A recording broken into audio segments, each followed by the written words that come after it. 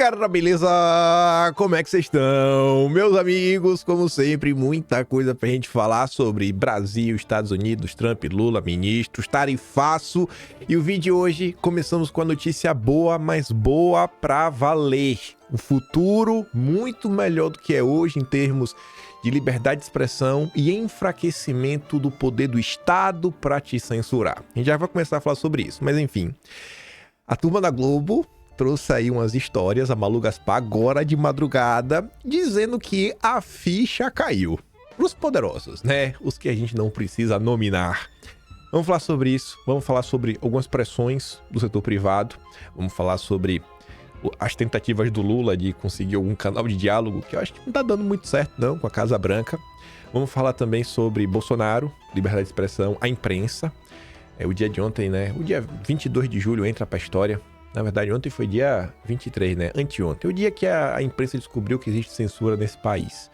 Temos que falar sobre isso. Ontem o Temer apareceu, fazendo vídeo, pregando o diálogo. O diálogo. Agora o Temer quer diálogo, depois de tudo que aconteceu. Enfim, tem isso e muito mais. Tem mais algumas coisinhas pra gente comentar. E vamos começar, que eu quero dar uma notícia muito boa, que pra muita gente talvez não faça sentido nesse momento, mas eu quero trazer uma explicação bem organizada. Não é a primeira vez que eu falo sobre isso. Essa postagem apareceu na minha timeline porque o próprio Elon Musk, ele compartilha. Isso aqui é bem recente mesmo, e ele falou, as promised, tipo assim, como prometido. Uma promessa dele, que é o quê? Os satélites da Starlink poderão transmitir diretamente para seus celulares. Não haverá zona morta em nenhum lugar do mundo para o seu celular. Seu telefone continuará funcionando mesmo sem torre de celular. A Starlink salvará vidas. Aí vocês perguntam, isso é a notícia ótima, sensacional, é que agora eu vou ter internet em qualquer lugar? Não, cara, não. Eu tô te falando que é sobre liberdade de expressão. Eu já falei aqui em vídeo algumas vezes, vai que você chegou aqui, caiu de paraquedas. A internet, ela é como se fosse a rodovia. Uma rua conecta na outra, que conecta na outra, que conecta na outra, que se conecta a uma BR, que você pega para você chegar em outro local. Mas as coisas, elas são verdadeiramente conectadas de maneira física. Existe um cabo que sai do Brasil, né, pelos oceanos, até chegar na Europa, até chegar nos Estados Unidos. E assim, em termos físicos. E é por conta disso, né, que o pessoal chama esse backbone, essa infraestrutura, que se a Anatel der uma ordem, a ordem está dada e a ordem acaba valendo para todo o território nacional. Por quê? Porque você tem acesso a essa infraestrutura física. E se você não precisar dessa infraestrutura física? Porque essa internet que existe no mundo é como se fosse uma estrutura retrógrada, antiga, analógica ainda por cima, tudo conectado via cabo. E se agora você tiver uma outra internet, onde o Estado brasileiro não consiga colocar a mão? É isso que se trata. Aí, para trazer uma explicação mais organizada, pedi pro meu amigo ChatGPT, que agora sabe até meu nome, eu tô começando a achar estranho, né? Eu falei, o ChatGPT, bom dia. Mandei um áudio pra ele, né? E ele transcreveu meu áudio. Me diga uma coisa, se a Starlink de Elon Musk lançar algum tipo de conexão, onde os celulares poderão se conectar diretamente ao satélite, ou seja, não precisarão passar pela infraestrutura dos seus países, né? Torre de comunicação, rádio, TV, etc. Tomando no Brasil, por exemplo, eu poderia falar que a censura estatal estaria com os dias contados, já que, por mais que o governo brasileiro controle a Anatel e possa bloquear a infraestrutura física do país, bloquear sites, né? Se você utilizar a rede da Starlink, o satélite do Elon Musk, o Estado brasileiro não pode te alcançar. Ficou meio confuso que eu tava lá no áudio, tava perguntando. Mas ele responde, bom dia aqui. A sua pergunta é excelente e bastante pertinente no contexto atual de tecnologia, liberdade de expressão e controle estatal sobre as comunicações. Resposta curta, sim, sim.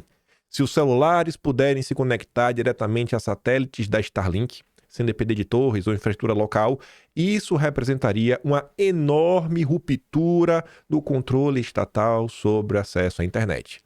Mas de que na prática ainda poderia ter a censura estatal, né? Não estaria completamente varrida. Aí o que ele explica? Como é que funciona essa conexão direta?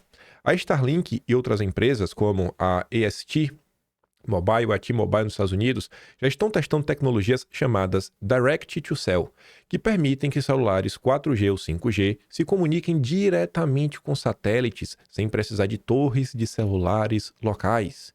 Se isso se tornar viável em escala global, você teria acesso à internet, mesmo em locais remotos, né, sem cobertura da rede tradicional. Você não dependeria da Claro, Vivo, TIM para acessar a internet, aumentos para dados. E mais importante, o tráfego de sua conexão não passaria pela infraestrutura nacional, pelo backbone brasileiro, ou seja, escaparia das medidas de censura locais implementadas via operadoras ou por ordens judiciais via Anatel. Os inquisidores brasileiros, os censores brasileiros verão seus poderes irem para o ralo. O Estado brasileiro poderia fazer, o que poderia fazer nesse cenário? Ele diz, cara, mesmo com a conexão vai direto ao satélite, o Estado teria algumas cartas na manga, mas que não funcionam muito, como tornar ilegal o uso desses equipamentos ou serviços, impondo multas e sanções, embora a fiscalização seja muito difícil. Como é que vai fiscalizar que tu tá contratando na Starlink? Vai fazer como? Como é que vai proibir? Proibir a venda ou importação de celulares ou chips com essa tecnologia. Mas vai ser, gente, é celular comum, é o celular que você já tem. Não tem, essa opção também não funciona. Tentar bloquear fisicamente os terminais, como já tentou com antenas da Starlink, embora isso seja limitado e geograficamente difícil. Ameaçar a empresa, no caso a própria Starlink, com medidas legais. Vai lá, processa lá a Starlink. Porque o satélite, o sinal tá chegando no Brasil. Não vai funcionar. Não vai funcionar. E se Elon Musk peitar o governo? Bom, se Starlink, por razões ideológicas ou comerciais, decidir não obedecer à legislação brasileira, o governo não teria como interceptar ou censurar o conteúdo, exceto fisicamente, aprendendo antenas ou multando usuários. Como é que você está acessando isso daí? Aí o cara não tem como saber. Você podia falar, não, é VPN. Isso cria uma brecha enorme na censura estatal. É análogo ao que aconteceu com rádios piratas ou VPNs, mas numa escala muito maior e mais difícil de conter. A VPN, ela já tenta burlar, mas ainda assim você usa a infraestrutura nacional. Isso daqui está além da VPN, é um poder além da VPN. Conclusão, você está certo em dizer que o modelo de censura via infraestrutura estatal entraria em colapso se o acesso direto via satélite se tornasse comum e acessível. O controle da Anatel e das operadoras se tornaria obsoleto para quem usa esse tipo de tecnologia. Porém, a censura não acaba automaticamente. O Estado pode tentar criminalizar o uso, ameaçar empresas e até utilizar pressão diplomática para forçar a conformidade. Mas não vai. E a velocidade como a tecnologia vem avançando ultimamente. Olha a própria questão de inteligência artificial, gente. Aqui o ChatGPT, como estava há 3 anos atrás, como está agora. O futuro é da liberdade. O futuro é da liberdade. Nossa, isso aqui ainda pode parecer pouco. No dia que isso aqui tiver, eu quero ver. Aí a gente chuta o pau da barraca. Até lá a gente mantém o modo covardia. Mas enfim, ontem, como vocês podem ver, uma entidade pediu à Justiça dos Estados Unidos sanções contra o ministro, reforçando lá as ações lá nos Estados Unidos, ao ministro em específico e aos outros ministros do Supremo em ação da Trump Media. É uma entidade chamada a Legal Help for You, LLC, pediu à Justiça americana que envie ao Departamento de Estado os autos do processo que contesta decisões do ministro para que o governo dos Estados Unidos considere a aplicação de sanções contra o magistrado e outros ministros da corte por supostas violações de direitos humanos. O pedido não cita quais ministros, além de vocês sabem quem, que seriam alvos. O novo pedido foi apresentado dentro da ação das empresas Trump Media, ligada ao Trump, e a Rumble. A Help for You atua como amicus curiae, um terceiro interessado no processo, um amigo da corte. Na nova petição, protocolada nesta terça, a companhia fundamenta o pedido na lei global Magnitsky. A solicitação se apoia em trecho da lei que autoriza indivíduos ou entidades a apresentar denúncias ao Departamento de Estado diretamente ou por meio de processos judiciais em andamento. O que é que vai acontecer? Não faço ideia. Mas saiu, acho que é relevante, tanto que foi notícia na imprensa, então só para comentar para vocês ficar aí na mente, E eu acho que isso ajuda a engrossar o caldo da confusão que nos traz até aqui. Hoje, 4 horas da manhã, lá vem a Malu Gaspar, com informações que acho que a gente pode falar, dos bastidores do Monte Olimpo, das pessoas mais poderosas deste Brasil. Com a ameaça de prisão de Bolsonaro, o ministro cai na cilada de Trump. Aí a Malu Gaspar começa falando, Quando Eduardo Bolsonaro começou a bradar por sanções financeiras contra os ministros e os outros integrantes, eles reagiram com ironia. Qualquer coisa eu sei para Nova York, Só que é do Maranhão, disse o Flávio Dino. Naquele momento, As falhas do 03 pareciam bravatas, né? O bravateiro, fritador de hambúrguer, piada. Vieram o tarifaço do Trump, colocação de tornozeleira em Bolsonaro, revogação dos vistos, né? Dele de outro sete, do PGR. E a atitude dos magistrados continua a mesma. Até semana passada, né? Tá todo mundo lá, todo mundo brabo. Sempre teremos Paris, disse um deles. O Mickey precisará superar minha ausência. Caçoou outro. O tom de não estou nem aí só começou a mudar nos últimos dias. Começou a mudar, né? Depois que o ministro proibiu Bolsonaro de dar entrevistas e esteve perto de mandar prender o ex-presidente. Eu acho que o tom realmente começou a mudar porque toda a imprensa, de maneira unânime, criticou o ministro, né? Porque tá num ponto que tá difícil de defender.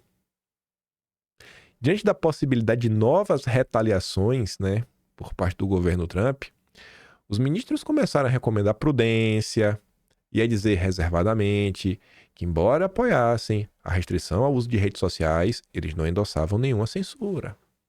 Ó, irmão, a tua vida aí, viu, cara? A gente apoia, mas tá ruim, viu? O ministro ainda não se manifestou sobre o assunto, mas está claro que seus colegas perceberam o óbvio ao responder com o fígado a provocações que deveriam ser tratadas de forma técnica. Ele caiu na cilada montada por Trump e Bolsonaro. Deu argumento a quem o acusa de agir politicamente e ainda ajudou o bolsonarismo a se vender como vítima de perseguição, né? Como se não fosse, né, Malu Gaspar? Malu Gaspar não é. Ainda que com atraso, a ala mais pragmática da corte entendeu que não era desprezível o risco de a crise se agravar por causa de uma prisão intempestiva de Bolsonaro e a culpa cai no Supremo inteiro, né? Só que a questão é que o cara não entrou na armadilha sozinho. Desde bem antes do início do processo da trama golpista, ou seja, desde 2019, quase todo o tribunal, tão vocal em algumas situações, ou se cala ou apoia incondicionalmente, mesmo que cometa erros ou exageros. Mas peraí. Quer dizer então, Malu Gaspar, que de 2019 para cá houveram erros? É mesmo, Malu Gaspar? Onde a senhora estava? Onde estava o Globo onde você escreve para denunciar esses erros? Quais foram eles, hein? Seria muito bonito vocês falarem os erros e os exageros. Como quando, a pretexto de impedir o funcionamento do Twitter no Brasil, ordenou que as lojas virtuais da Apple e da Google bloqueassem o acesso de aplicativos do tipo VPN que poderiam ser usados para driblar a proibição. Bom, e nesse meio também, né? O banimento do Twitter e tudo mais, teve aquele negócio da Starlink. Que o André Esteves revelou para a imprensa que ele pegou o telefone para ligar para o Gilmar Mendes para falar: isso aqui é ruim. Pela primeira vez, olha, gente, desde toda essa confusão começou, você vê que a imprensa narra pela primeira vez que existe um medo na corte. O pessoal às vezes brinca, né? Ah, a fronte tá debaixo da cama, tá com medo. Eu não acho que ninguém tá com medo não, até então. Principalmente você sabe quem. Os outros talvez. Mas esta é a primeira notícia que eu vi de toda a imprensa que mostra que tem no mínimo um receiozinho. E no mínimo assim, rapaz, deu ruim. Deu ruim, olha, tá ruim, mas pode piorar. Tá ruim, mas essa crise pode se agravar ainda mais. É a primeira nota que eu vejo, assim, nesses últimos 6 anos. É a primeira nota que eu vejo neste tom. Como esses sistemas são essenciais para o funcionamento de muitos negócios, né, do VPN, bloqueá-los no Brasil é simplesmente inviável. Assim, a ordem não foi cumprida e o ministro acabou por revogá-la sem maiores explicações. Nenhum ministro disse nada tampouco quando ele determinou busca e apreensão e quebra de sigilo bancário e digital de 8 empresários que trocaram mensagens privadas no grupo de WhatsApp defendendo um golpe de Estado caso Lula ganhasse a eleição.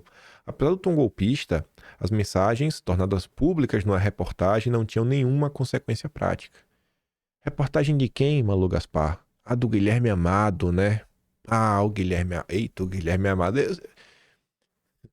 O Guilherme Amado devia conhecer a democracia. Mas ele escreveu, né? Essas condutas de elevado grau de periculosidade se revelam não apenas como meros crimes de opinião. E a Mlu Gaspar depois diz, né? Um ano depois, o próprio ministro arquivou o processo, anotando que a suspeita carece de elementos indiciários mínimos. E ficou por isso mesmo. É a pergunta que fica, né? E aí? Existe chance de virar página, de reescrever o passado, de ficar de boa, sem se mover, né, para uma verdadeira pacificação desse país?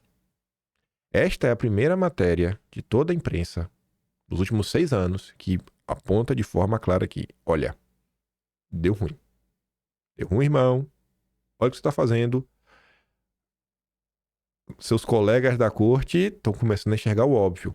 E aí relembrem que não é jeito de falar, né? Ela realmente é porta-voz do regime, porque ela fala diretamente com os ministros, já revelou isso, inclusive ao vivo na Globo News, só lá na mão. O ministro acabou de mandar mensagem, né? Ela fez uma pergunta, né? A história, ela se invadisse sua casa, que foi a Eliane Cantanhete. No final de semana ela falou, olha, o cara aí disse que ele não quer ir para os Estados Unidos, ele não visita o Mickey, ele não tem propriedade nos Estados Unidos e tudo mais. Beleza, isso é o posicionamento dele. E os outros? Os outros estão de acordo com isso?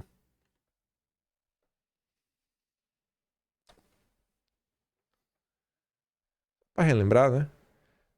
Supremo forma maioria para manter tornozeleira para Bolsonaro. O Zanin votou, né? Foi 4-1. Só o Fux votou contra. E aí, o Cláudio Humberto relembra, né? No caso de Lula, Zanin chamou tornozeleira de indigna. Mas para Bolsonaro presta, né, ministro? Assim como a censura, onde toda a imprensa brasileira, toda mesmo, sem exceção, a gente comentou sobre isso, tem umas coisas a mais pra gente falar hoje. Tem o editorial da Folha. Toda a imprensa rechaçou a censura. Só a Mira Leitão foi a única jornalista do Brasil que defendeu a censura. E, como não podia ser diferente, né? A Mira Leitão entrou em campo para atacar o ministro Fux numa matéria sem pé nem cabeça que só tem 2 parágrafos. A razão de 4-1. A razão do 4-1 e do isolamento do Fux. O Fux já tá isolado, né? Seu voto solitário, né? Enfim, ele falou que não era necessário porque não havia indícios de fuga. Ela diz, ó, mesmo se não houvesse indícios de fuga, o ponto principal levantado pelos 4 ministros é que Bolsonaro estava usando a própria visibilidade e conexões dele e do seu filho para pressionar, ameaçar o juiz da causa. E um réu interferir no julgamento é crime de obstrução de justiça em qualquer país do mundo. As pressões que fizeram provocaram ameaça concreta sobre a economia. Portanto, o Fux ficou isolado porque os outros ministros focaram em fatos mais sólidos que estão nos autos do processo.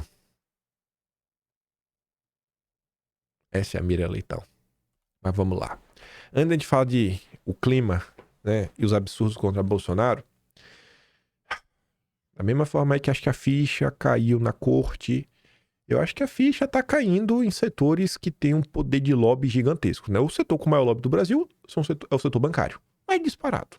Só ver aí Grupo Lead, Grupo Esfera, quem é que eles chamam para palestrar e quem que financia vários eventos, né? Pelo Brasil e mundo.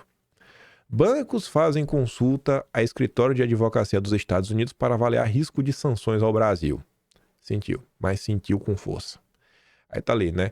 Nenhum banco sobrevive a um regime. Ele apenas administra a decadência. No fundo, a questão é simples. Quem vai negociar com os bancos que operam sob um regime instável, com autoridades sancionadas e regras imprevisíveis? Se o sistema financeiro brasileiro continuar sendo cúmplice do ambiente político e jurídico atual, seja por omissão, seja por conivência, não será vítima de uma sanção, mas coautor de um colapso anunciado. Aí fui lá dar uma olhada na matéria, né? Adriana Fernandes trabalhava no Valor Econômico, é um jornalista que historicamente sempre cobriu questões econômicas. A pauta dela é economia, ela não fala muito de política. E tá ali, ó.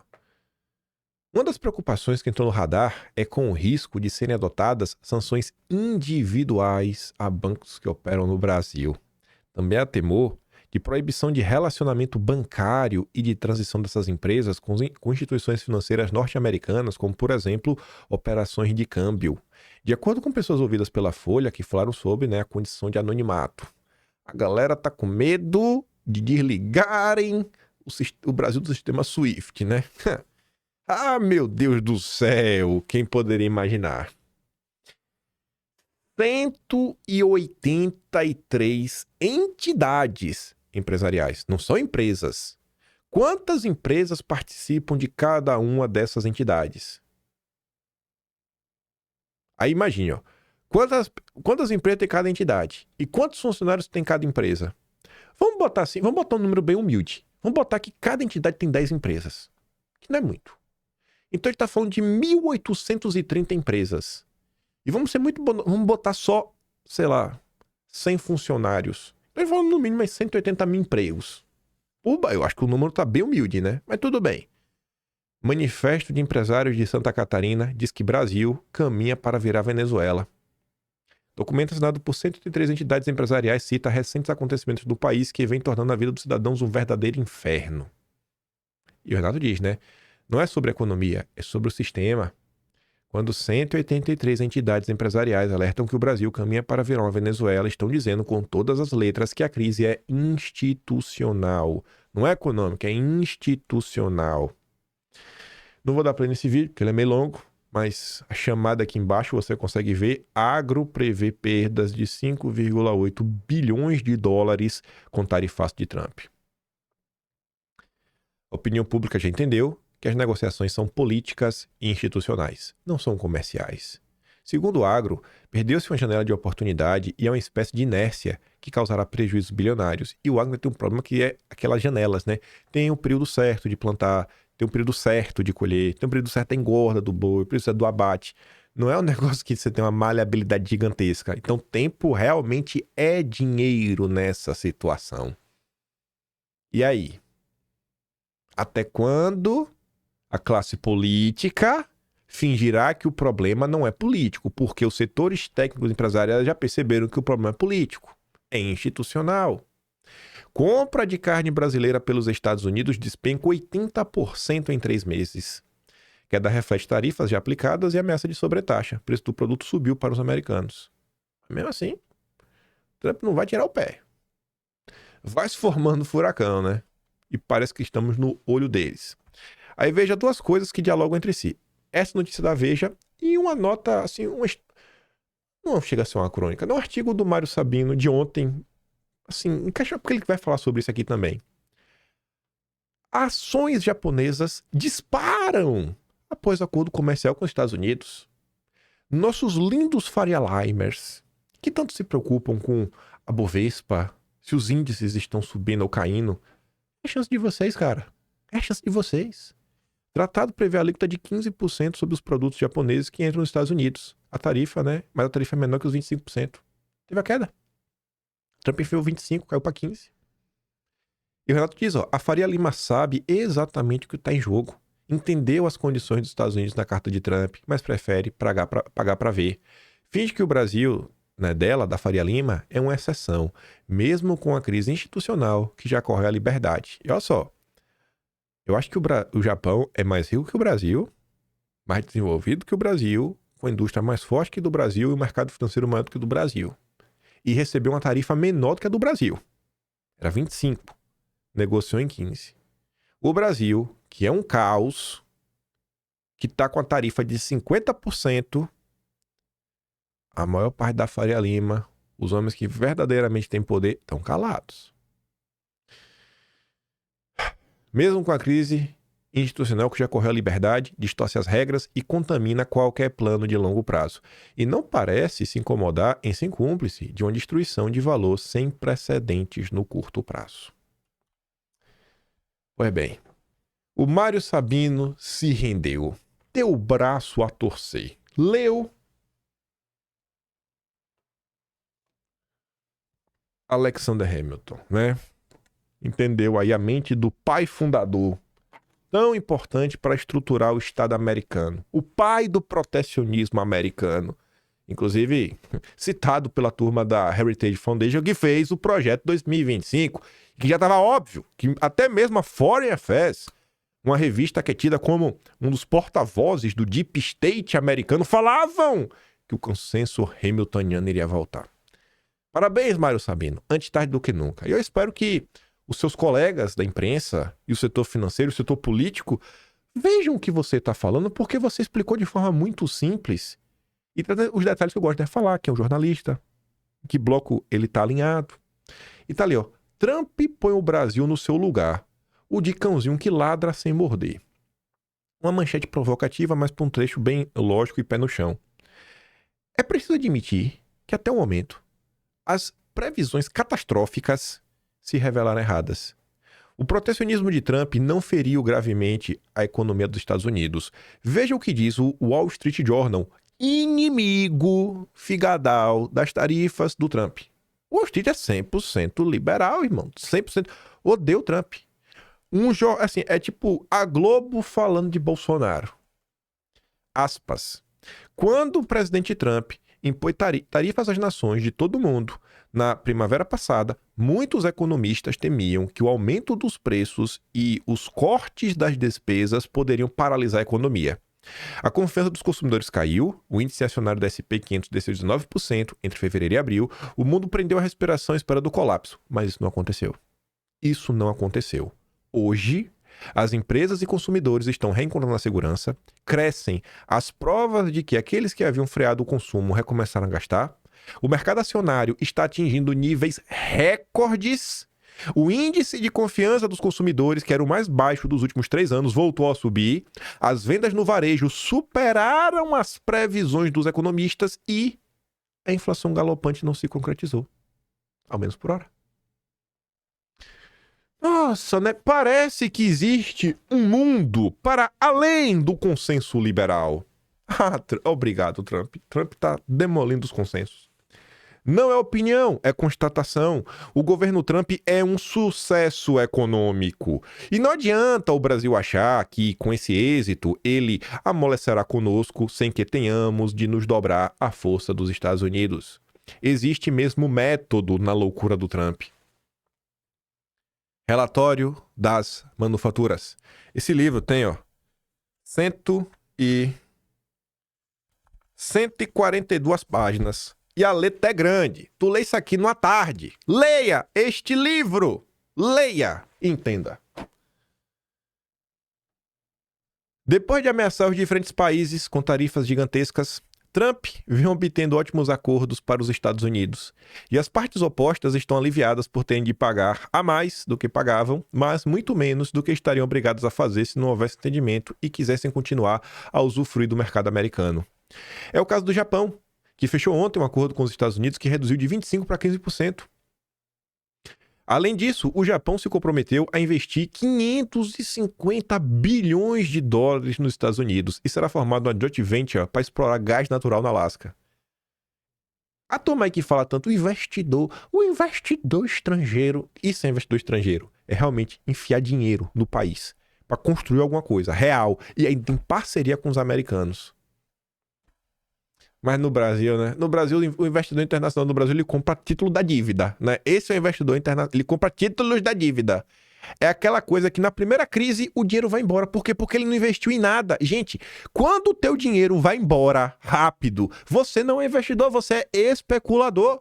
Eu quero ver o Luciano Hang, ainda que seja do varejo, enfiar as estátuas da Havan na mochila e ir embora.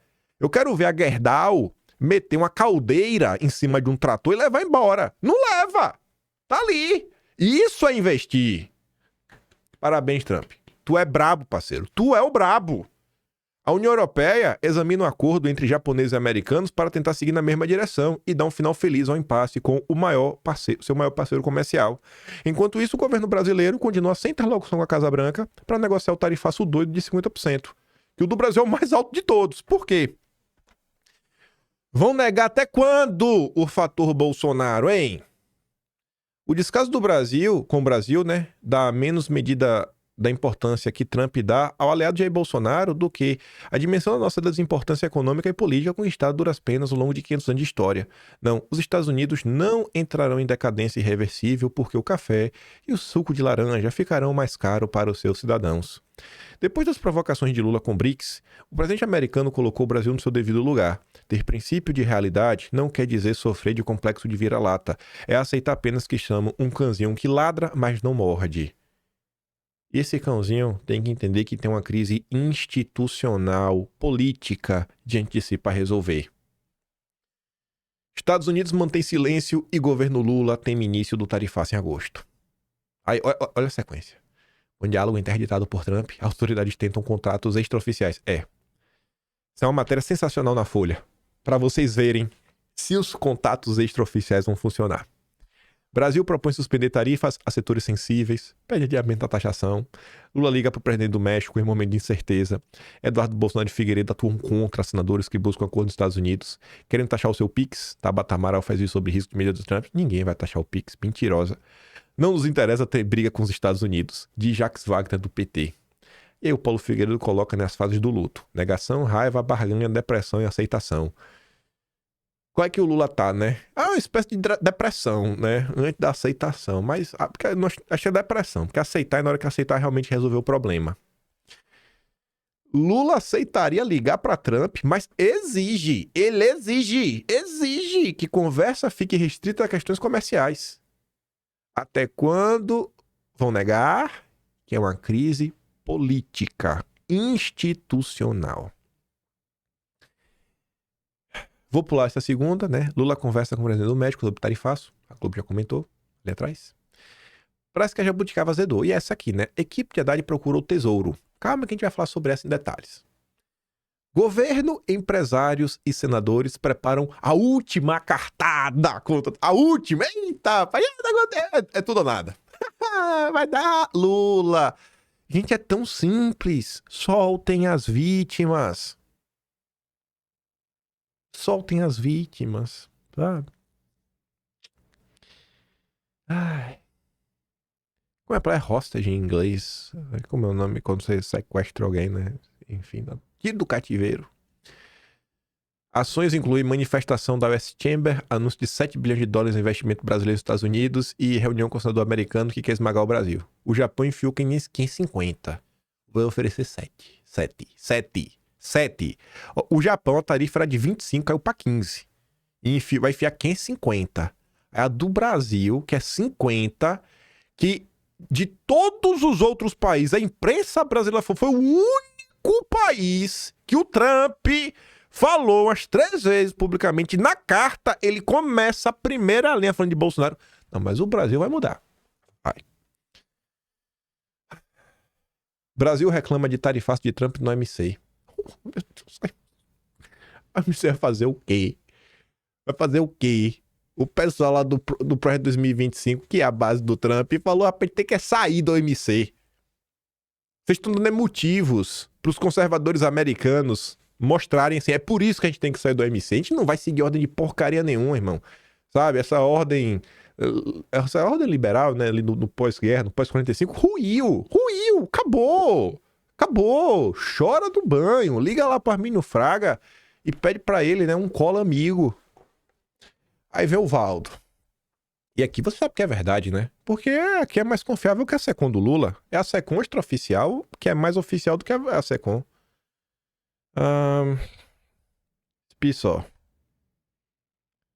Só.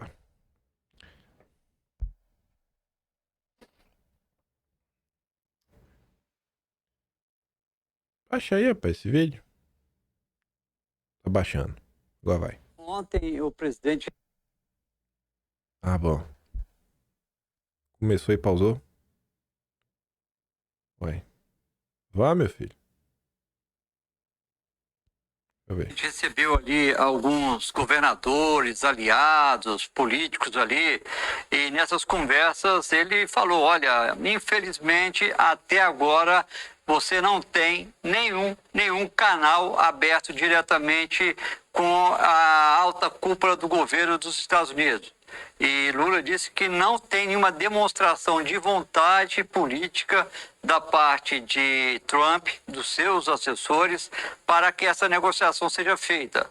Ele disse que institucionalmente está tendo contato da parte técnica da diplomacia brasileira, do Itamaraty, com diplomatas americanos. Mas fica nisso, não chega ali no nível, no patamar, no nível de liderança, para que alguém que possa tomar uma decisão. O governo acredita que, como está se aproximando do 1º de agosto, isso talvez não mude. Por isso, o governo ainda aposta tem uma última expectativa de que o tarifaço seja adiado. Não comece no dia 1º de agosto, dando tempo para que o Brasil consiga convencer os Estados Unidos a retomar as negociações. Travou ver de novo, seu. Tá assim ruim, pai. Bota que paz, vai. Enfim, já deu pra sentir o drama do Valdo Cruz, né? Vamos adiantar que tem mais coisa. Aí tá ali. Essa matéria é sensacional. A manchete já diz tudo e o texto só confirma. A equipe do Haddad procurou o tesouro. Não, vamos aqui procurar uns contatos. Aqui não é nem contato extraoficial, né? Porque aqui realmente é o tesouro. Foi informado que o tarifaço tá com a Casa Branca, viu? Ó, melhor falar com o Trump, viu? Liga lá pro Trump, irmão. Liga lá pro Trump e fala assim, ó, ô Trump, vamos deixar Bolsonaro de fora da conversa? Vai lá. Faz o teste. Faz o teste aí. Liga pro Trump e fala pra deixar o Bolsonaro fora da conversa. Faz o teste aí, Lula. Haddad procurou, né, falar com o Scott Bessent, ele diz, ó, a equipe do Bessent falou, irmão, não, o caso brasileiro, ó, se fosse o Japão, fosse o Canadá, a Europa, a gente pode conversar, mas o brasileiro, cara, rapaz, por alguma razão, eu não sei, né, talvez a razão tá lá na carta do Trump, por alguma razão, bicho, tá na Casa Branca, sabe? Então, com isso, né, os canais formais de negociação entre o governo brasileiro e americano seguem fechados. Eu acho que isso aqui é até fake news, esse final, porque o Eduardo Bolsonaro, com toda humildade, se colocou disponível. Se o Lula quiser ligar pra ele, ele até ajuda. Falou que atende o Lula. Se pedir com jeitinho, né? Se pedir com jeitinho.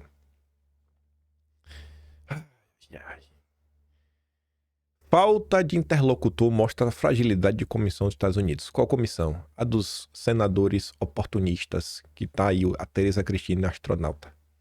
A comissão de senadores que se reunirá com parlamentares norte-americanos para discutir o tarifaço se revela frágil por não ter um interlocutor nos Estados Unidos. Essas frentes, sobretudo as que não são do governo e vêm do campo parlamentar, estão disputando protagonismo para ver quem consegue primeiro algum tipo de resposta, mesmo sabendo que esse tipo de solução não virá. É só lacração, gente. Eles sabem que não vão resolver, é só para pagar de bonitinho, para lacrar, porque ano que vem tem eleição.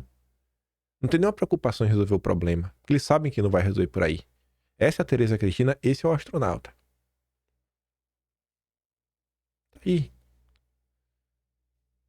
Aí, tá na imprensa. Ontem, a turma que nunca abre a boca, abriu, né? Olha quem tá preocupado com as tarifas. As Forças Armadas. Inclusive, as Forças Armadas brasileiras rechaçam a aproximação de Rússia e China.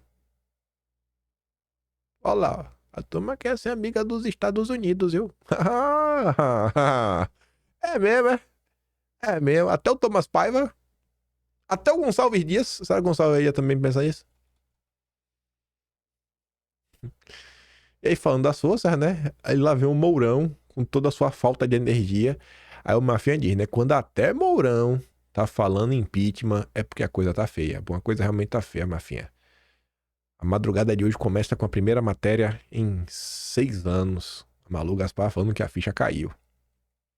Aí tá ali, ó. A paz social e a unidade nacional são objetivos nacionais permanentes do Brasil. Infelizmente, parcela do Supremo tem trabalhado intencionalmente para desconstruir tais pilares básicos de nosso país. É chegada a hora do Senado atuar para fazer valer a vontade popular e, por pertinentes processos de impedimento, frear as ações de vingança política que estão sendo perpetradas pela mais alta corte. Pessoal, aí agora a gente falou um pouco de Bolsonaro, lembrou os golpistas do Estadão, né, são demais, o mesquitismo na veia. Dia 17, Bolsonaro fez por onde? E medidas são juridicamente fundamentadas. Lembrem que foi essas medidas que Bolsonaro teria descumprido. Aí tá ali, ó, um caso escandaloso de censura e decisões são abusivas.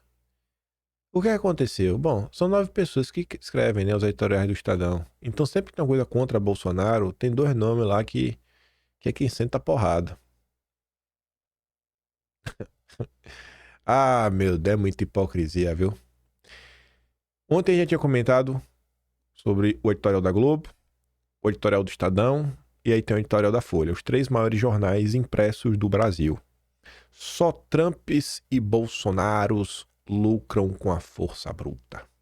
O Supremo não deveria reagir com o fígado a bravatas do americano. É só bravata, né? Só bravata. A editorial segue lendo o Estadão, né? Culpando o Bolsonaro, reforçando que Bolsonaro é um golpista, mas a obsessão censora do ministro deveria ser inibida só como demonstração inútil de força. A ordem de uma plataforma de rede social dos Estados Unidos para pagar contas de um blogueiro direitista dias depois de Trump ameaçar o Brasil. Blogueiro direitista? Ou do Constantino? Blogueiro. A imposição também pelo ministro de um silêncio kafkiano a Bolsonaro tampouco traz qualquer vantagem para o desiderato da aplicação segura da lei penal. Eu não sei nem o que é desiderato. Eu dessas palavras é difícil. Eu sou burro. Aí vem o Joel Dinheiro. Qual crime estava sendo cometido pelas redes sociais? Joel critica a justiça e vai seguir, mas isso não é crime. Por que se proibiu as redes dele? É por meio das redes que Bolsonaro coage a justiça? Não. Só a Miriam Leitão foi a única jornalista do Brasil, porque a Flávia reclamou, a Ana Flor reclamou, o Merval Pereira reclamou, escreveu um texto no Globo, reclamando, eu nem coloquei em vídeo, sabe? Toda a nata da bosta da Globo reclamou, menos a Miriam Leitão. Talvez a Daniela Lima, né? Também. Até a Eliane Cantanhede! Até a Eliane Cantanhede, lembrei agora. A defesa de Bolsonaro fez uma defesa legítima. Qual é o controle que Bolsonaro, a defesa dele, tem sobre rádios, televisões e sites, né, que vão fazer com as entrevistas dele? Diz Eliane Cantanhede sobre o ministro aí, né? Tá todo mundo esperando. Qual que vai ser a decisão dele? Eu quero, não vai dar nenhuma. Eu só vou, enquanto você não der, sabe, nenhuma decisão, eu não vou falar nada. Eu acho que ele vai dar um lance. A gente vai ficar esperando aí. Pode esperar deitado. Circulou um vídeo que o cara conseguiu, em 2 minutos, pegar talvez assim, os melhores trechos da fala do Mário Sabino no Metrópolis, que dizendo que era censura, do Leandro Demore, da Ana Flor na Globo News, enfim, de uma galera. E eu achei pertinente colocar isso, né? 22 de julho de 2025, o dia que a imprensa percebeu que a democracia brasileira impõe censura. Esse vídeo tá muito bacana, gente, 2 minutos, até pra você mostrar pras pessoas que você conhece. Eu mando lá no Telegram, você pega lá, dá uma olhada depois. Acho que tá bem bacana mesmo, esse vídeo tá bem feitinho. A Bárbara viu, né, botou, assista, repasse, reaja. Eu mando lá, dê uma olhada. Quem assistiu o vídeo ontem, tudo que eu comentei ontem, eu sempre tento trazer nos principais momentos. Tá basicamente tudo, quase a mesma coisa. O pessoal aí comentando o que tá acontecendo. Tem uns jornalistas a mais também, botaram 2 pessoas da direita. Mas enfim, olha pra isso. Olha o tom. Ministro e Bolsonaro estão ambos errados. Ambos errados, é. Bom, que Bolsonaro tá errado, eu não tenho dúvida. Ele tá sempre errado. Eu fico surpreso agora saber que o ministro também tá errado, né? E quem diz isso é a Transparência Internacional. Até mesmo a Transparência Internacional vem se criando clima. Lembrando que a opinião da Transparência Internacional é uma opinião globalista mesmo, de uma entidade que recebe dinheiro do Soros e da Fundação Ford. Veja o ponto que as coisas estão chegando. A turma perdeu a mão, mas com força, que tá difícil de esconder o que tá acontecendo. Aí a Pâmela deu RT ali no tweet que a Transparência Internacional fez com 3 parágrafos da matéria da BBC com a Transparência Internacional. Que ela fala, né? Saíram da toca, sabujos? Mas e o Aras, hein? Vai catar coquinho, rapaz. Quando é que vocês vão clamar pela anistia? Aí tá ali, ó. A Transparência faz fortes críticas a Bolsonaro, a quem atribui o começo da crise institucional que vive o Brasil. Tem uma crise institucional, né? Pelo menos reconhece.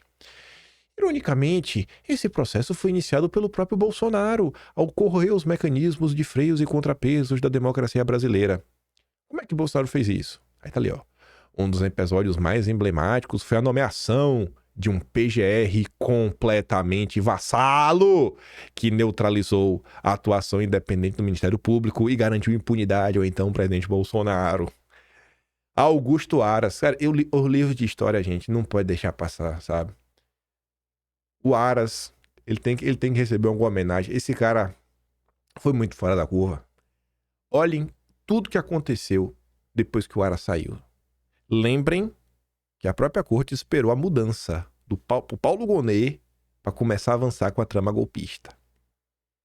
O que Aras e a Lindora fizeram, e você vê, ó, a Lindora, ela até teve aquela doença bem ruim mesmo. Aquela doença horrível. Às vezes, pô, essas energias ruins, lidando com essa galera aí, imagina, ataque, gente desejando mil uma coisa. Eu acredito nessas coisas, sabe? Eu realmente acredito, por isso falo pra você, ó, se vocês puderem aí, reza por mim, pô, de noite é de graça, sabe? Você fala, pô, velho, que às vezes a gente diz, pô, eu queria te ajudar, mas eu sei que a vida no Brasil tá difícil. Se você puder, faça uma oração por mim. Eu acredito nisso. Se você não acredita, eu acredito. Se você é ateu e me assiste, reze um Pai Nosso. Se você não sabe, olhe no Google, reze sem saber, eu ficarei muito feliz. Cara, o que Aras e a Lindora fizeram, eles não fizeram nada demais. Eles só fizeram o trabalho deles. Só que a pressão, suportar a Globo, toda a imprensa, agenda internacional, transparência internacional, o próprio Supremo, e não baixar a cabeça, o Aras é homem pra um diacho. Aras é homem demais de Feira de Santana, pô. O cara de Feira, meu conterrâneo, tá pra nascer. Igual a Aras, nunca mais. Isso forçou o Supremo a assumir um papel mais proativo. Foi culpa do Aras.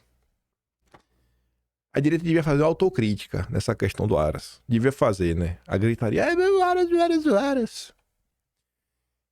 Esse vídeo, ele realmente não pode dar play. Existe uma política de direito autoral, assim, duríssima para qualquer conteúdo da Fundação Padre Anchieta, que é da TV Cultura. Mas dá para mostrar o áudio. Gente, o final desse vídeo, a reação do Schwartzman, chutando o pau da barraca, falando, e daqui eu vou pra cadeia, a jornalista olha assim pra ele, aí deve ser um ponto, ó, muda pra câmera, aí ela vira assim pra frente, e ela não sabe nem o que fazer, ela dá um sorriso, assim, que você vê claramente o desconforto dela, e esse cara odeia Bolsonaro, é da turma do voto nulo. Esse aqui é da turma do Arminio Fraga, foi do Banco Central, ex-diretor do Banco Central. Escute isso aqui, pô, escute isso aqui. Agora, não tem a menor dúvida que o Supremo, de maneira geral, e o ministro Alexandre de Moraes, em particular, tem ultrapassado, e não por pouco, os limites dentro da ação constitucional. Ele está disposto a acabar com a democracia para salvá-la.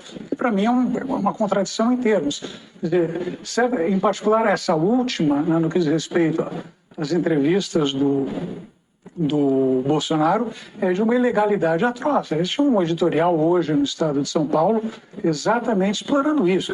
A gente o Supremo tem avançado sim sobre liberdades individuais, né? Ele está completamente fora de controle. Quem diz isso? Eu falo isso, mas eu não sou o único a falar isso. Então, o ministro Marco Aurélio de Mello, ex-ministro do Supremo, Marco Aurélio de Mello falando exatamente a mesma coisa. Perdeu o controle, perdeu qualquer freio no que diz respeito. O Supremo pode, porque ninguém tem mais para quem recorrer, né? Ele tem o direito de errar por último e ele tem abusado do direito de errar por último. Não vai rolar impeachment do ministro Alexandre de Moraes. Eu sou contra, também acho o cancelamento dos vistos é uma medida estúpida também. Agora, não vamos fechar os olhos para o fato de que a gente tem um desequilíbrio gigantesco entre poderes no Brasil. Chegou essa última de resolver o conflito quando teve o problema do IOF, né? Não chama para uma conciliação.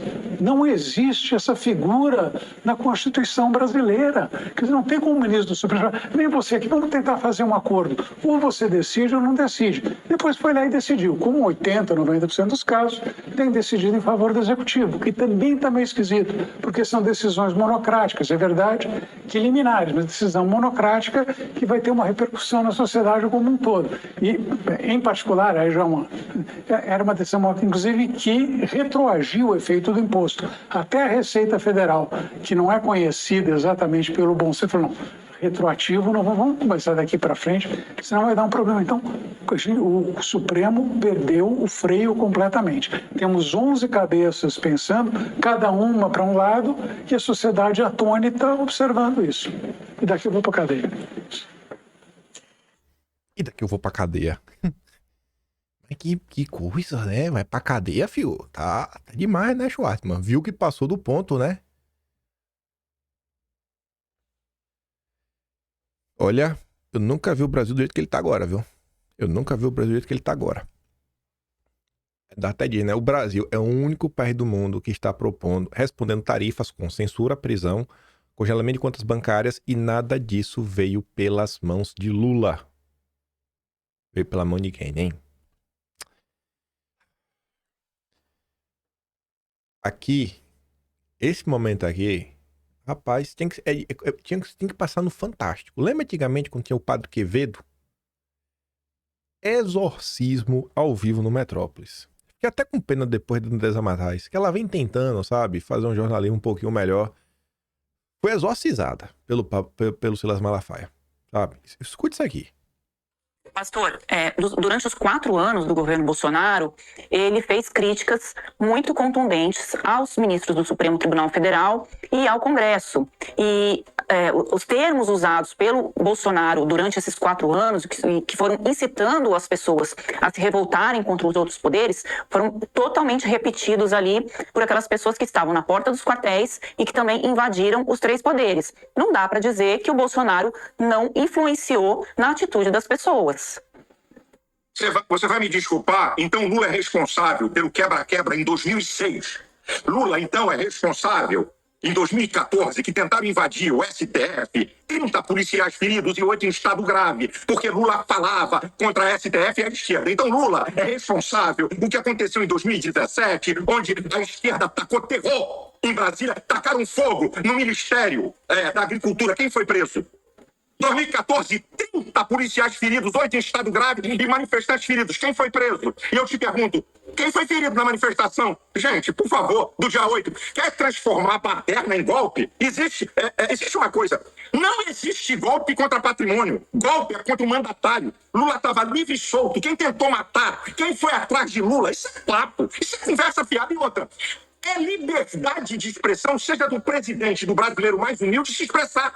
Vocês já pararam para pensar que no país, quando veio a democracia, ninguém tinha medo de falar, ninguém tinha medo de criticar presidente, ninguém tinha medo de criticar Congresso, ninguém tinha medo de criticar STF, e agora tem medo? Isso é democracia? Isso é liberdade? Zé Dirceu, em alto e bom som, disse: tem que tirar todo o poder do STF. Não aconteceu nada com ele. Damurs, petista, foi presidente da OAB do Rio, disse em alto e bom som: tem que fechar o STF. O que aconteceu com ele? Nada. Quer dizer, então, que agora a fala de Bolsonaro é Pinoquinhos. Onde é que tem fala de Bolsonaro mandando quebrar Brasília? Onde é que está a fala em 4 anos, ele como presidente? Onde é que tem uma fala de Bolsonaro mandando invadir o Supremo Tribunal? E outra, o ministro do GSI de Lula, General Gonçalves, abre o palácio para pseudos golpistas para dar... Não. E outra, cadê as 230 câmeras que o senhor Flávio Dino apagou os vídeos para a gente saber quem é quem? Isso é uma farsa. Farsa de pura perseguição política. Nada mais, nada menos do que isso. Deve ser primo do Aras, velho. Não é possível, não. Aí, veja. O Malafaia falou pra audiência do Metrópolis. Esse vídeo, só no Twitter, 260 mil pessoas viram. Quantas vão ver aqui no canal? Não sei. Das que verem aqui no canal, que sabe que eu mando no Telegram, pô, vai lá e pega esse vídeo. Como já deve ter pego o Datsuki, já botou pra andar. Malafaia não dá uma linha argumentativa que bota pra algumas pessoas pensarem. Aquele seu irmão evangélico, que você conhece, amigo seu, vai lá, às vezes não tá muito preocupado com a polícia, fala: cara, olha o que o pastor tá falando. Ele, cara, pra ouvir. É importante a gente falar, denunciar. Eu tenho certeza, por conhecer como funcionam as coisas, certeza, e assim, ó, se quiser você achar que é alguma informação, nada. Eu sei como funciona. Quando a direita tá na imprensa, eu sei normalmente como é que a direita chegou na imprensa. Não foi a turma do nada, vamos colocar o Malafaia pra falar. Não foi, isso aqui foi o Fábio Van Garten. Eu aposto dinheiro nisso daí. Assim também, aí essa eu tô sabendo, né? Que o Eduardo vai ser capa de outra revista. Olha só, né? Lá vai Eduardo, Fábio Van Garten. O Duda Lima tem mais poder que o Fábio Van Garten. Porque o Duda Lima tem a máquina partidária na mão e várias máquinas partidárias ao redor dos estados, né? De estados diferentes que tem interesse de ajudá-lo, porque ele, né, tem muito prefeito que quer que o Duda Lima possa fazer parte da campanha, porque é aquele santinho do Bolsonaro, aquela coisinha do Bolsonaro. Por que o Duda Lima não faz isso aqui que o Van Garten tá fazendo? De colocar os parlamentares para falar na imprensa todo dia. Porque na hora que o próprio Duda Lima quer falar na imprensa, ele vai lá na CNN. Pra ele vai. Pra falar dele. Se autoelogiar. Quando ele pega lá pra pedir pro estagiário do Bonin botar a matéria dele, pra ele ficar dando cutucadinha no Lula por causa da campanha dele, ele coloca pra ele mesmo. E, obviamente, pra plantar notícia contra Eduardo Bolsonaro. E aí, Duda Lima? Quem que enfiar uma Magnitsky no Duda Lima? Esse cara, velho, botou o Valdemar numa coleira. O Valdemar não manda nada. Quem manda no partido se chama Duda Lima. Duda Lima. Faz igual Duda Lima. Em vez dessa campanha bosta aí de rede social, vai, briga por hashtag, cara. Sabe? Grupinho de influenciador do PL. Sabe essas estratégias aí, Duda Lima? Pelo amor de Deus, irmão, amadurece. Sabe? Culpando o PT, uma crise institucional, falando do Lula, sabe? Uma preocupação assim vazia, puramente eleitoral. Tá todo mundo vendo, cara, mas o povo não fala pra não desagradar, sabe que você gosta de respeito de outra pessoa de influência. Eu só tô aqui pra passar pano pro Jair, pro Eduardo. Então, se explode, irmão. Eu não te suporto. Eduardo ontem falou o seguinte, ó. Ontem tive um jantar com uma pessoa muito interessante que me disse, Eduardo, tenho medo que Trump possa fazer o que o Trump possa fazer se esses loucos prenderem o seu pai. O Eduardo falou o seguinte, rapaz, tenha medo não, apenas faça. Não estamos lidando com pessoas normais. E aí eu acho que por causa desse clima, que tá demais o clima no Brasil, eis que aparece Alucard. Conhece Alucard? Os mais jovens vão conhecer, né? Alucard é Drácula de trás pra frente. É um personagem muito famoso aí, né? De um jogo Castlevania e aparece também outras coisas. Mas enfim, é o vampirão. É o nosso vampiro favorito. Michel Temer. Michel Temer. Aí tá ali, né? Vamos ouvir o Temer. Vamos ouvir um pouquinho do Temer. Vamos ouvir. Pérolas do nosso grande ex-presidente. Ao longo do tempo, sempre pregamos a pacificação do país. Em momentos em que nada parece estar favorável, em que tudo parece se distanciar de uma solução, de estarmos debaixo de uma tempestade, é hora de procurar abrigo no porto seguro do diálogo. Já tô até dormindo já. Procurar abrigo no porto seguro do que diálogo, Temer? Eu vou dar a resposta do Eduardo, né? Você vê que tem 10 mil curtidas para 7 mil likes. Né? Aqui foram 7 mil liberais que curtiram o Temer, né? A gente da Faria Lima. E aí o 10 mil a gente que tá meio chateada com o Temer, né? E o Eduardo diz, ô meu vampiro, meu amigo, para ver diálogo com quem prende velhinhas inocentes, o regime tem que recuar. O primeiro passo é anistia ampla, geral e restrita. Sem isso, não haverá diálogo. Sabe? Ô Temer, ô companheiro Temer, não vamos ficar tititi, né? Aí eu pergunto pra vocês, isso aqui parece diálogo, Temer? Parece diálogo, Michel Temer? Eduardo Bolsonaro disse que o Supremo bloqueou contas bancárias de sua mulher.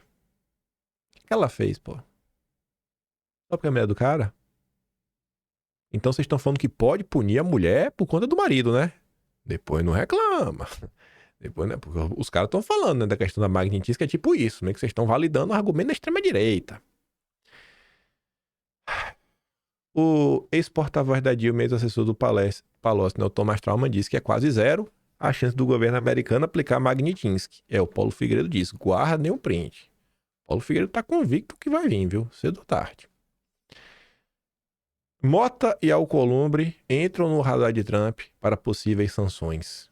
Travamento de pautas como anistia e impeachment, né? Estão entre os motivos. Vai se criando um clima.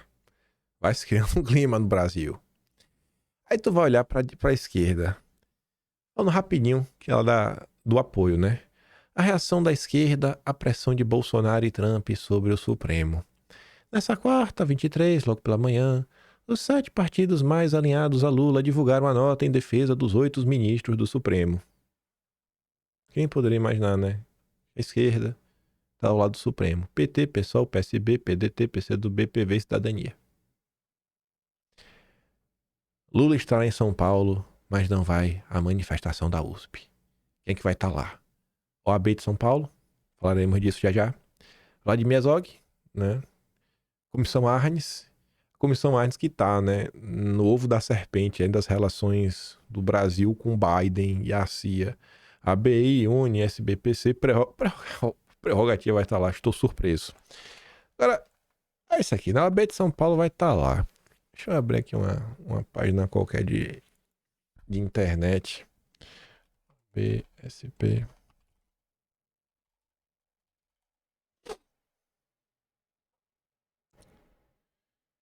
Oh, beleza, que manchete sensacional. A OAB de São Paulo vai estar na cartinha da democracia. Vamos ver uma linda notícia? Sobrinho de Valdemar eleito para comandar a OAB de São Paulo. O presidente da OAB de São Paulo é o sobrinho do Valdemar. Você vê que até a cara parece. Ó, tá vendo aqui a cara do Valdemar? Ó. Sobrinho Valdemar da Costa Neto. Deixa eu ver. Deixa eu ver uma foto dele. É o Sica o nome dele. Deixa eu ver se eu acho que...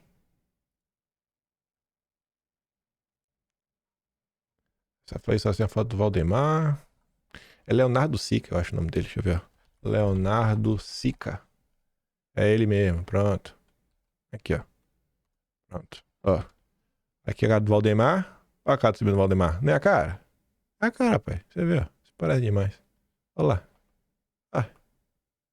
Bem o cabelinho. É. Vai tá lá, Valdemar, teu sobrinho. E aí, Valdemar? O Duda Lima deixa ou botou a coleirinha em você também? A coleira do Duda Lima tá demais, né? Tipo a do Deltan. E aí, Valdemar? Duda Lima te prendeu, foi? Faz alguma coisa, Valdemar. Faz aí, cara. Fala com teu sobrinho, pô. Faz aí, Valdemar. A OAB se une à entidade de esquerda para defender soberania e o Supremo, né? Aí o Brau fez um comentário muito democrático. E sobre a OAB Nacional, a OAB Nacional seguia um perfil chamado bolsonarismo deveria ser crime. Não parece certo, né? Esse tipo de coisa. Não parece, não parece. Vai chegar no finalmente do vídeo, só para não terminar sem treta, né? Eu tô adorando o Eduardo Bolsonaro versão exílio. Eduardo, que Deus te conserve assim, viu? Ah, bicho, as pessoas têm que entender que existe uma hierarquia. Bolsonaro é o líder. Isso devia estar muito óbvio, né? Mas o povo já não respeita Bolsonaro. Eu acho que depois de Bolsonaro, principalmente no cenário atual, eu acho que vem o Dudu, o nosso fritador de hambúrguer. Aí você vê um cara como o Zema brincando o engraçadinho, né? Que aí você vê ali, ó. Eduardo, que é o problema pra direita, diz o Zema. O problema é o Eduardo, gente. Deixa eu até mostrar logo aqui, ó, a notícia. Tá aqui, ó. Zema diz que Eduardo acabou causando problema pra direita, né? Um erro não justifica o outro, declarou Zema, sob o impacto da medida e o fôlego que ela deu à popularidade de Lula. Tá igual do Duda Lima, a minha preocupação. Não é preocupação em resolver o Brasil. Acho que houve um erro do Lula com relação a isso, né? Com o grande parceiro comercial do Brasil em relação ao Trump. Houve, em minha opinião, também um erro também, que não se justifica, do Trump para penalizar o Brasil. Ele está penalizando, inclusive, empresas americanas que estão instaladas aqui, empresas brasileiras. E realmente a posição que foi adotada não foi a mais correta pelo filho do ex-presidente. Acho que isso acabou causando um problema para a direita. A direita. Mas isso vem de todo esse outro contexto que não sabemos o que é. Aí tu vê aqui, né? O Eduardo dá. Ô Zema, deve ter sido eu quem mandou prender velhinhas de 70 anos pelo resto da vida na prisão. Deve ter sido eu quem mandou prender parlamentar por uma década, por um mero vídeo na internet. Deve ter sido eu que desrespeitei todas as mais básicas liberdades individuais. Deve ter sido eu quem anulou o poder legislativo e instaurou uma tirania de lunáticos no país. Enquanto, Romeu Zema, são pessoas simples e comuns as vítimas da tirania, não há problema. Mas mexeu na sua turminha da elite financeira, daí temos o apocalipse para resolver, né? Ao que parece, estava tudo uma maravilha enquanto era senhora e mãe de família comum, né? Sendo destroçada pela tirania. Aí, quem que reclama de Eduardo? O vereador do Partido Novo, Pedro Duarte, que recebeu doações do Armínio Fraga. Ele acelera. Liberalismo, gente. Vocês curtem? Curtem um liberalismozinho? Pra chamar de seu? Ai, ai, ai, véi, eu não aguento. Aí, só pra terminar, pra não ficar sem a treta também, né? Achei que a Revista Oeste publicou uma manchete muito descaradinha. Romeu Zema lança pré-candidatura à presidência com apoio de Bolsonaro. Pronto, agora já temos nosso candidato. Aí eu fui ler a notícia. Segundo o Novo, Bolsonaro reagiu de forma positiva e, da mesma forma, incentivou a pré-candidatura. Assim, então, assim, não é que Bolsonaro tá apoiando o Zema. Bolsonaro já tinha dado entrevista lá atrás falando, cara, quanto mais candidaturas, melhor, né? São mais candidatos. No segundo turno a gente resolve. Sabe? Dá a entender que Bolsonaro está apoiando o candidato do Partido Novo. Tá meio estranho, viu? Meio estranho. Falando pra vocês na boa, né? Mas... Eduardo reage a Zema. Mexeu na sua turminha da elite financeira. Quem é o dono do antagonista? Pedro Cerise. Membro da elite financeira. Um dos tubarões do mercado. Que até um dia atrás estava na Porto Seguro, né? E depois que resolveu brigar com a Pantera Cor-de-Rosa, por alguma razão saiu, não foi, Pedro Cerise? Tu comeu reggae, tu saiu humilhado pra Pantera Cor-de-Rosa, Cerise. Rapaz, que vergonha, viu? Tá falando igual o Boulos. A Faria Lima, véi, não dá. Faria Lima é realmente inimiga do Brasil. Mas é isso, tinha mais coisa pra gente comentar. Tinha muito mais coisa que aconteceu, né? Todo dia tem mais assunto que dá. E só os assuntos ligados à crise institucional que o país vive. Fora o restante. Tem o caderneta do Lula, que eu nem comentei aqui, né? A gente falou que os Estados Unidos estão escravizando no Brasil tem 500 anos, sendo que os Estados Unidos não tem nem 300 anos de existência. E tantos outros assuntos. Enfim, eu fico por aqui. Se gosta do meu trabalhinho, quiser dar um pouco mais, passar no meu canal, tem um botão de valeu, tem um Patreon na descrição. Tem um Atlas Brasileiro, Kimpay.com, onde eu registro tudo isso e muito mais. O que não cabe no vídeo, tudo pro Atlas, independente disso. E eu fico por aqui, gente. Deixo pra vocês aquele grande beijo e abraço. Tamo juntos. Vejo vocês amanhã. Fui!